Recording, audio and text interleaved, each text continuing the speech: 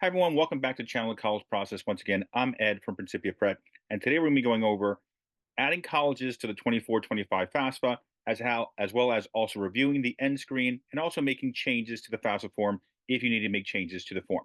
Now, obviously, here we're on the FAFSA site already to begin with, FAFSA.gov. So let's start off right from the beginning by accessing the form. So since we've already submitted the form, we will go right here where it says Access Form. Now, if you haven't already done the FAFSA form, first thing you need to do is go onto the FAFSA form, and we'll go right here to start a new form. But since in this video I'll be talking about adding colleges, making changes, or making adjustments to your forms, and also reading and explaining to you guys what the confirmation screen actually is here at the end, we will go to where it says right here, Access Existing Form. So I'll click on this button right here. And now here on the next page, obviously I'm going to log in as the student. Do not log in here as the parent, because remember, you guys have two IDs, a student ID and a parent ID. If I'm looking to make changes to the student's FAFSA, I'm logging in as a student. Especially if I'm looking to add colleges, once again, I'm logging in as a student, not as a parent. Now, if you do log in and you're not sure which account you're in, very simple. Once you do log in, up here at the top right, it's going to show the person's first name. So if up here you see the person's first name after you logged in is the parent's first name, that means you're logged into the parent account. You need to log out and then log back in as a student. If up here you see the student's name, you're logged in the right account. So now I'm going to log in as a student, and I'll see you guys on the next page. So obviously you log in here as your student and press the login button. So obviously on the next page, you guys are going to see that's going to ask us to send a two-step verification. You can just choose either cell phone number or the email. The cell phone number is the fastest way to get the code to the student and then to give to you to then obviously log back into the site. So I'm going to click on here to send a code to the cell phone, and then I'm going to plug in the code. I'll see you guys on the next page. Now, obviously, after I plug in the code from getting it from the student's cell phone, they're going to give me basically a little detailed explanation of making sure that I'm the person who's logging in is the student, so on and so forth. I'm just going to click accept, allowing myself to say, yes, we are the student, to move forward. And now that we've logged in, the first thing you need to check is right here. What you see right here is it's showing you it's showing you where the form is in the process. So if right here you see it says processed, that means you can go forward and then start making changes to the form, add colleges, as well as you can also look to review your application confirmation page. If here it doesn't say processed, but it instead says in review, like it shows right here, if you see this in review here, then that basically means you guys have to wait for it to go out of review. You still have to wait for the form to be processed by the U.S. Department of Education. But as long as it says here in the My Activity page that's processed, you can click on this box right here, 24-25 FAFSA form, to go to the next page. Now, here on the FAFSA form confirmation page, you're going to see a lot of information here. I'm going to go through all the stuff here. You guys understand what's going on, what the different parts of this mean, as well as how to add school, make changes, so on and so forth. Right at the bat, up here, you're going to see the student's name, data release number. The data release number is basically like a file number for your FAFSA. It's really not important to you guys. It's more important to the college and the U.S. Department of Education. Also, right here on the right, you will see when the form was started, as well as when the form was processed. Now, if any of the schools come back to you and say, you guys missed a deadline, and you guys know you started the form way earlier, or you guys can show them, you guys can basically go to them and say, no, we were not late, the FAFSA issues, so on and so forth. We started the form on January 9th here, just to give you an idea. We tried to send it in. It wasn't working. You guys know there's an issue. I would be fighting any school back who's saying that we missed any deadline, whether it be institutional deadline, state deadline, federal deadline, etc. I would make sure if my deadline here indicated that I started the form and was not able to proceed and submit it, then it's not my issue or my fault. It's the U.S. Department of Education's fault. That would be one hard line I'd be sticking with if the school said you missed a deadline, knowing that I did not miss a deadline. So these are very important dates right here to know and make sure to remember, just in case they indicate any deadlines were missed in this entire process. The next important part here as we keep going down the form is right here, it's showing the procedures of basically what happened. So essentially, you guys right here were starting the form, processed, sent it in.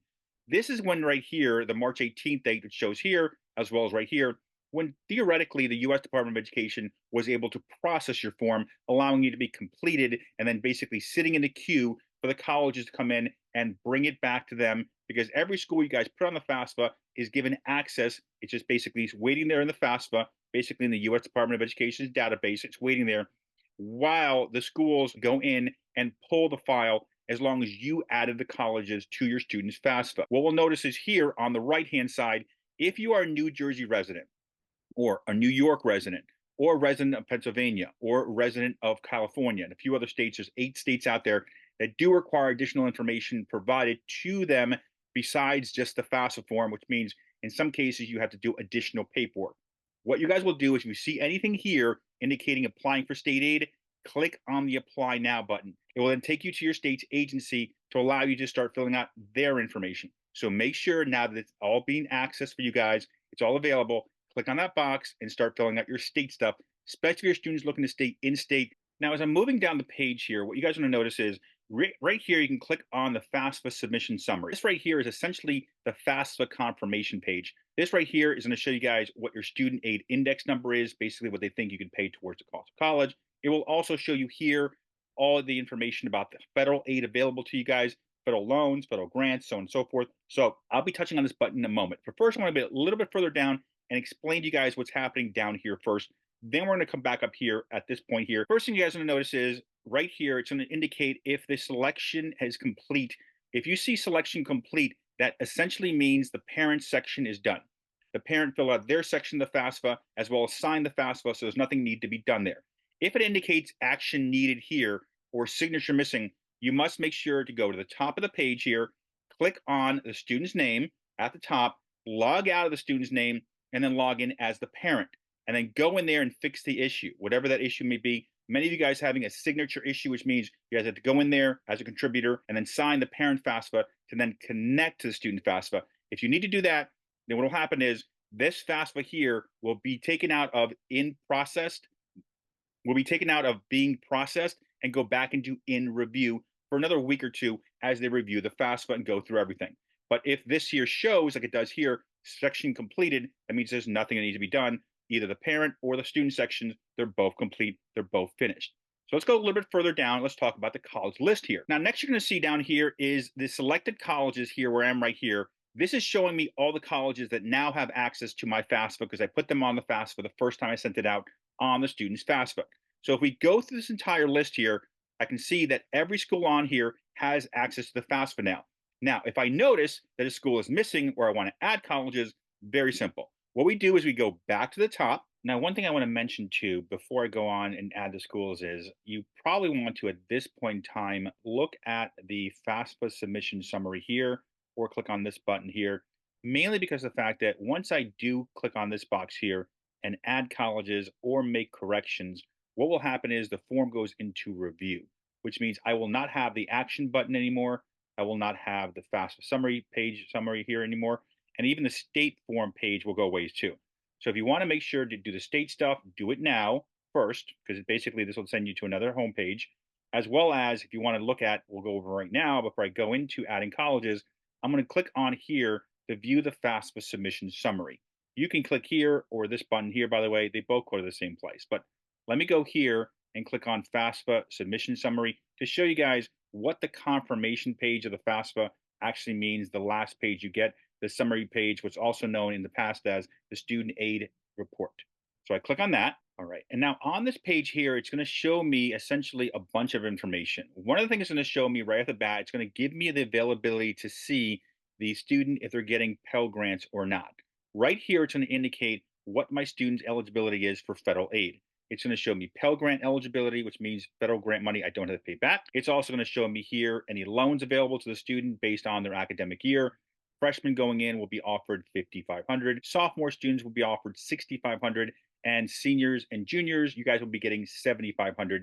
Here it's going to show you guys the loan stuff, as well as the Pell Grant stuff. As well as in this form here, it's also going to show me how many submissions I have, how many times I've submitted the form. It's also going to indicate up here my student's name, as well as the submission dates, as well as, once again, the data release number. Now, if we go down a little bit further, down here, it's going to show us the student aid index. Now, once again, the student aid index number is essentially the number that the schools think you can pay towards the cost of college. This is what they're basically taking the parents' and students' income and asset information to basically create what used to be known as the expected family contribution number. Now, if this number here seems very odd to you, let's say it's a very high number and your income or your salary or your assets aren't that high, then I would definitely go into the FAFSA and double check if I made any errors on the form. Now, that being said, let's click on these tabs up here and I'll show you some more information that's in this form here, indicating what's going on, what's happening, and so on and so forth. So the next tab I'll click on is FAFSA form answers. Once I click on that, it's basically giving me information on the entire process. It's essentially giving me every answer and every question I did on the FAFSA form. If I want to, at this point in time, I can click on make a correction. By clicking on making a correction, you can make changes to the address, the phone number, the assets, checking, savings, etc. You can also add colleges as well. So this is one of the steps you can take if you want to click on adding and changing colleges. That being said, let's talk about the third tab here, school information. So school information is going to have all the colleges that you apply to. So basically every school you're looking to add to this college or schools you might have forgot, everything you've already sent to, every school has already received it or has access to it will show up here. So if you see that any schools are missing here, you definitely want to go in on the on the action page, which I'll show you guys in a moment, and add colleges. You can also make sure here that the colleges that you thought were on there are on there. If they're not, you need to add them. If there's any schools you want to take off, you can also take it off, and I'll show you that in a moment on the action page. That being said, we'll click on the last tab here, which is next steps. Now, the next steps really isn't doing much of anything, to be honest with you. It's basically showing you, letting you know what's happening, where the FAFSA is as far as what the next steps to happen with the college and the US Department of Education. So this is really not that important for you guys. What is important to you guys, though, is if you see on this page here, anything here indicating any errors, any missing signatures, etc., you have to go here and resolve those issues. As I mentioned in the beginning, some of you guys didn't do both signatures. In some cases, you had an issue with the signature. So you got to go into the parent side or the student side, whichever was missing the signature, and provide that signature. Now, all that being said, let's go back by clicking on this back button right here. And now that I explained, essentially, if you click on this box down here, you can see the entire summary of what you've done so far. You can also click on the correction button to make corrections or add schools if you want to go through that way. Or you can click up here, once again, the action button, and also add schools here. So since we're looking to add schools as part of the video here I'm talking about here, I'll click on the add schools here. Now remember, once you click on the add schools and you add the schools, which I'll show you guys how to do in a moment, or subtract the schools, what will happen is you will no longer have access to this action button. You will no longer have access to the state button. You will no longer have access to this submission summary either. So if you want to take pictures or screenshots to have it for you, I'd make sure to do that, or save a PDF of all the questions and answers you already did.